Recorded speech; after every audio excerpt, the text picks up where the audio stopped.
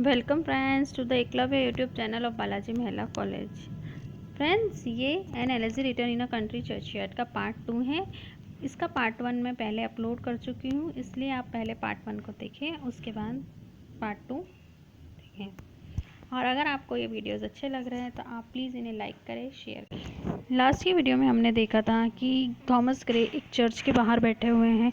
वहाँ वो उन गरीब किसानों की कब्रों को देखकर शोक प्रकट कर रहे हैं, दुख प्रकट कर रहे हैं और बता रहे हैं कि उस अंधकार में वो अकेले रह गए हैं और जो गरीब किसान हैं उनकी जो कब्रें हैं वो किस प्रकार साधारण सी कब्रें बनी हुई हैं और अमीर लोगों को इन पर हंसी मजाक नहीं करना चाहिए। ये सब इस पोएम के फर्स्ट पार्ट में हमने पढ़ा है। अब हम आज इसका पार्ट 2 पढ़ेंगे।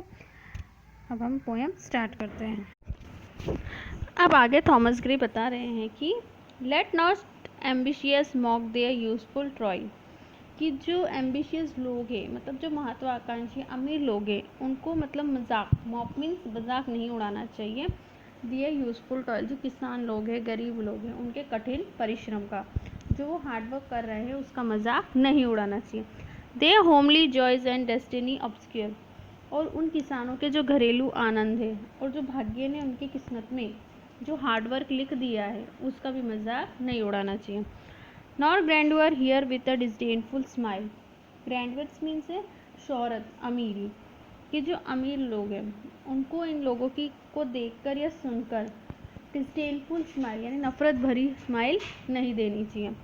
The short and simple annals of the poor, और जो ये गरीब और किसान लोग हैं, साधारण लोग हैं, इनकी कहानियाँ बहुत ही सिंपल होती है, साधारण सी होती है, तो उन पर इन्हें घृणा नहीं करना चाहिए।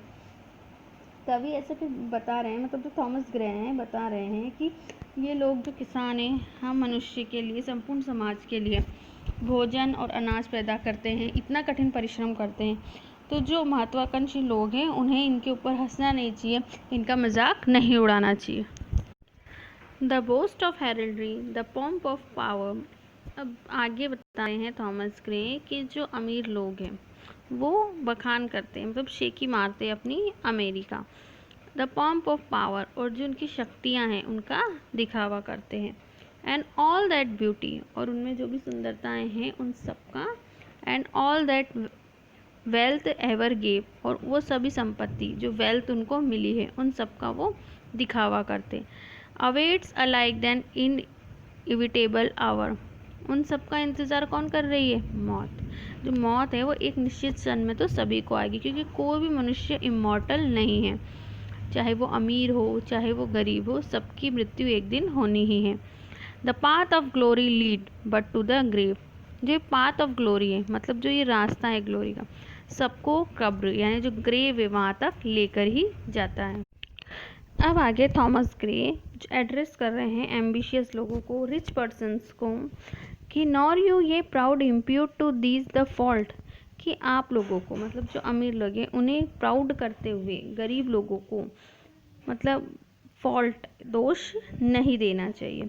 If memories over their tomb no trophies raise, कि उनकी याद में उनकी जो कब्रें हैं उन पर कोई ट्रॉफी नहीं लगाई गई, मतलब कोई स्मारक नहीं बनाया गया, तो इसके लिए आपको उन्हें दोष नहीं देना चाहिए। Where through the long drawn एल्स एंड फ्लिटेड वॉल्ट, जहाँ पर मतलब उन्हें चर्च के बाहर दफन किया गया था, क्योंकि चर्च के अंदर अमीर लोगों को दफन करते हैं, तो ये जो गरीब किसान लोग हैं तो चर्च के बाहर इनकी कब्रें बनाई गई थी, तो उन कब्रों पर फ्रेटेड वॉल्ट यानी कोई भी नक्काशी युक्त छतें नहीं थी, यानी बिल्कुल एकदम बेजान सी वो कब्रें थी।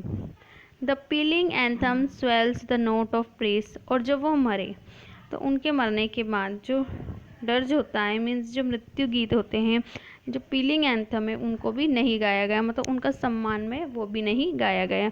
तो इससे ग्रे हैं जो एड्रेस कर रहे हैं इन लोगों को कि अगर इनके साथ ये सब कुछ नहीं हुआ, इनकी ट्रॉम्पेट ट्रॉफीज़ नहीं लगी, इनकी मेहराबदार छतें नहीं बनी, नक्काशी नहीं हुई, एंथम्स नहीं गाए गए, तो इनमें आप इन लोगों को दोष नहीं दे सकते, मतलब जो ये गरीब किसान लोग हैं इसमें इन लोगों की कोई गलती नहीं है। अब आगे थॉमस ग्रे जो एम्बिशियस लोग हैं, अमीर व्यक्ति हैं, उनसे रिटोरिकल टाइप क्वेश्चन पूछ रहे हैं, मतलब ऐसे क्वेश्चन पूछ रहे हैं जिनके जवाब वो जानते हैं, पर वो एम्बिशियस लोगों से पूछना चाहते हैं क्या, कि कैन स्टोरीड ऑन और एनिमेटेड बस्ट, क्या जो सजे हुए कलश है, और मीन्स होता है अस्थि कलश है, और एनिमेटेड बस्ट या फिर जो ये आदि मूर्तियां हैं, back to it mansions call the fleeting breath, कि अगर हम उनकी कब्रों पर लगा दें या फिर उन पर स्मारक बना दें तो क्या वो उनकी सांसों को वापस ला सकते हैं। Can honours voice provoke the silent dust, क्या जो सम्मान की जो आवाज़ है, अगर उनके सम्मान में अब कुछ कहा भी जाए तो क्या वो उनकी साइलेंट डस्ट को भड़का सकते हैं।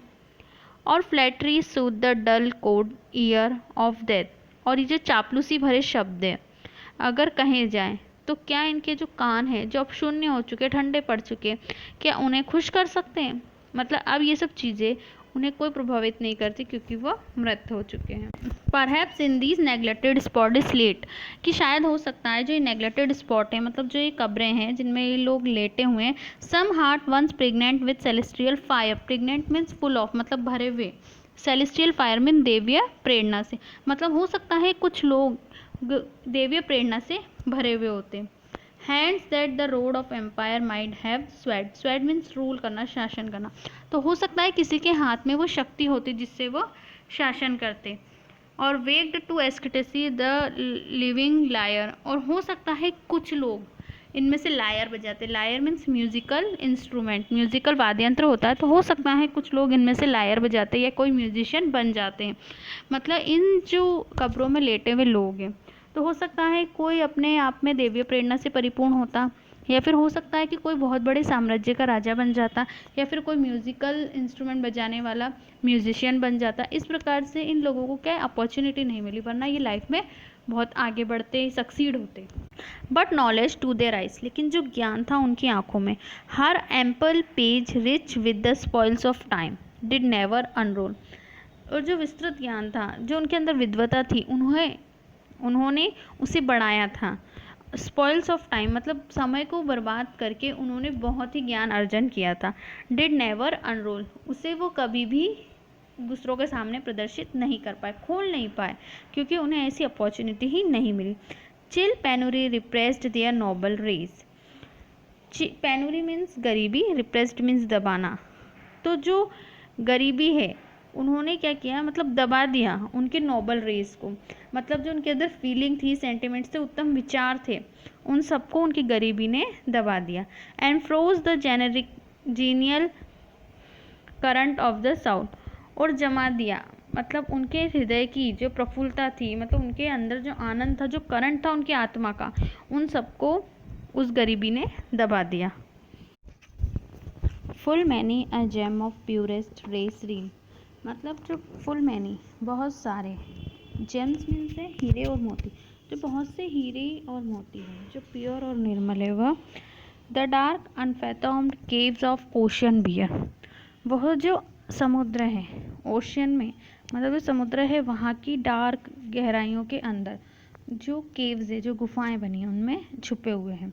Full many a flower is born to blush unseen, और ऐसे बहुत से फूल होते हैं जो बड़े ही खूबसूरत होते हैं, बट अनसीन यानी हम लोगों की नज़रों से परे होते, यानी हम लोग उन्हें नहीं देख पाते।